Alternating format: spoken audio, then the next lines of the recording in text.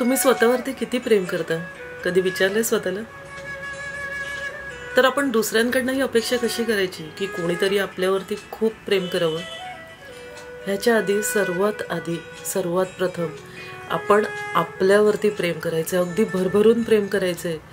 कारण जोपर्यंत आपण आपल्यावरती प्रेम करत नाही ना, तोपर्यंत दुसरे सुद्धा आपल्यावरती प्रेम करत नाहीत. आधी स्वतःवरती भरभरून प्रेम करा. स्वतःतला आत्मविश्वास खूप जास्त प्रमाणात वाढवा. स्वतःवरती इतका विश्वास ठेवा की तुम्ही आयुष्यात हवी असलेली प्रत्येक गोष्ट हासिल करू शकताय. हा कॉन्फिडन्स जोपर्यंत तुमच्यात वाढत नाही ना, तोपर्यंत जग सुद्धा आपल्याकडे तेवढ्या आत्मविश्वासाने पाहत नाही. बरोबर आहे की नाही? आपल्याला जर आयुष्यात प्रेम हवंय ना, अगदी सदाबहार रंगीन आयुष्य हवंय, आपल्याला प्रेमाने भरलेलं आयुष्य हवंय ना, तर आधी स्वतःवरती प्रेम करणं तितकंच गरजेचं आहे.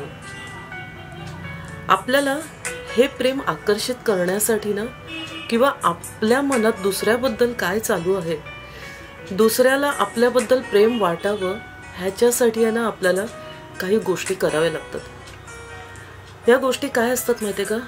आपल्या मनातली भावना दुसऱ्यापर्यंत पोचवणं, अगदी मनोमन पोचवणं, ज्याला तुम्ही टेलिपॅथी सुद्धा म्हणू शकता. जोपर्यंत आपल्याला काय वाटतंय हे दुसऱ्याच्या मनात पोचत नाही ना, तोपर्यंत ती भावना पोचणारच नाही. तुम्हाला जर मनापासून कोणाला तरी आकर्षित करायचंय ना, तर अगदी तुमच्या मनाला जागृत करा. मनाला इतक्या विश्वासाने जागृत करा की माझ्या मनात जर एखाद्या व्यक्तीबद्दल प्रेम आकर्षण आणायचे, तर माझ्या मनातला संदेश त्या व्यक्तीपर्यंत पोहोचणारच आहे. हे युनिवर्स, हे ब्रह्मांडीय शक्ती मला मदत करणारच आहे. हे जोपर्यंत आपण खूप कळकळीने आतून बोलत नाही ना, तोपर्यंत ही गोष्ट पोचत नाही. एखादं लहान मूल बघा ना, की त्याला जी गोष्ट हवी असते ना, ती तो वारंवार आई वडिलांकडे मागत असतो. त्याच गोष्टीच्या पाठी सतत लागलेला असतो. आपल्यालाही लहान मुलंच बनायचंय. आपल्याला जर आयुष्यात प्रेम हवंय ना कोणाकडनं तरी, त्या गोष्टीचा पाठपुरावा करायचा. अर्थात हा पाठपुरावा कुठल्याही निगेटिव्ह वाईब्सने नसावा. आपल्याला जर कोणाचं मन जिंकायचंय ना, तर ते खूप प्रेमाने जिंकायचंय, कोणताही अट्टहास न करता जिंकायचंय. आणि हे जिंकण्यासाठी आहे ना, आपल्या मनातून एक कळकळीची भावना त्या व्यक्तीच्या मनापर्यंत पोहोचवायची. अगदी सहज, अगदी सोप्या पद्धतीने, पण पूर्ण प्रेमाच्या भावनेने. हे सगळं कसं करायचं असतं ना, आता हा महत्त्वाचा प्रश्न आहे. हे सगळं करण्यासाठी आपला विनस लॉक मेडिटेशन वर्कशॉप येत आहे. येत्या 9, 10, 11 फेब्रुवारी या दिवशी आपला हा 3 दिवस वर्कशॉप चालणार आहे. ह्या वर्कशॉपमध्ये तुम्हाला आयुष्यात जी काही प्रेमाची कमतरता भासलेली आहे, प्रेम आपल्याला का आकर्षित करता आलेलं नाहीये, इतक्या लेवलपर्यंत, इतक्या वयापर्यंत येऊन सुद्धा जर तुम्ही एकटे आहात, तुम्हाला कोणी लक्ष देत नाहीये, तुम्हाला एकटेपणा फील होतोय, कधी कधी तुम्ही निराश होत आहात, तर ह्याचा अर्थ तुमच्या आयुष्यात प्रेमाची कमतरता आहे.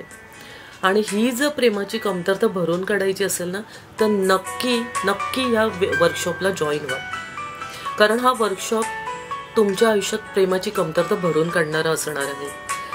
आपल्याला एखाद्याला व्यक्तीला आयुष्यात आणायचंय, तर आपल्याला कोणत्या टेक्निक्स यूज कराव्या लागतात, कोणत्या मुद्रा घ्याव्या लागतात, कोणते स्विचवर्ड वापरावे लागतात, कोणतं अत्तर वापरावं लागतं. येस, काही सुगंध सुद्धा एखाद्या व्यक्तीला आकर्षित करण्यासाठी मदत करतात. तुम्हाला सर्वांनाच माहिती आहे की आपण जेव्हा देवपूजा सुद्धा करतो, तर देवाच्या जवळ दिवा आणि अगरबत्ती लावलीच जाते. का बरं? एखादा सुगंध एखाद्या गोष्टीला का आकर्षित करतो? येस, कारण त्याच्यामध्ये असे काही व्हायब्रेशन्स नक्कीच असतात की जे आकर्षण आणायला मदत करतात. तुम्हालाही या वर्कशॉपमध्ये शिकवण्यात येणार आहे की तुम्हाला लव अट्रॅक्शन अत्तर कसं तयार करायचं आहे, कोणते सिगिल्स ड्रॉ करायचे आहेत, कोणते झिबू सिम्बॉल्स ड्रॉ करायचे आहेत, कोणता स्विचवर्ड वापरायचा आहे, कोणता स्विच कोड वापरायचा आहे. आणि शुक्र ग्रह हा जो प्रेमाचे आकर्षण देवता आहे, त्या आकर्षण देवतेला कसं प्रसन्न करायचं आहे. शुक्र ग्रहाला प्रसन्न करून कोणत्या दिवशी कोणत्या रंगाचे कपडे वापरायचे आहेत, त्याची उपासना कशी करायची आहे. आणि त्याचबरोबर शुक्र ग्रह मेडिटेशन करता करता आपल्या आयुष्यात प्रेम कसं भरभरून आणायचं आहे. बरं, हे मेडिटेशन फक्त काही दिवसांपुरतंच नसणार आहे बरं का. हे मेडिटेशन तुम्हाला कायमस्वरूपी करायचं आहे. जर आपल्याला प्रेम आयुष्यात कायमस्वरूपी हवंय तर तुम्हाला हे मेडिटेशन पण करणं तितकंच जरुरी आहे. चला तर मित्रांनो, मग वाट कसली बघताय?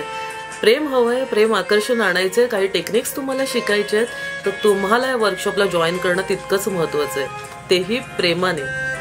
जोपर्यंत तुम्ही प्रेमाने या वर्कशॉपला जॉईन होत नाहीत तोपर्यंत तुम्हाला हे सगळे बेनिफिट्स कसे मिळतील? सो जास्त विचार करू नका. संधी ह्या फार कधीतरीच मिळतात माणसाला, आणि आलेल्या संधीचा जो व्यवस्थित त्या ठराविक वेळेलाच लाभ घेतो त्यालाच संधी मिळतात. सो आलेली ही सुवर्ण संधी आहे, तिचा लाभ घ्या आणि लवकरात लवकर या वर्कशॉपला जॉईन व्हा. Thank you so much. Love you universe, love you. Thank you so much.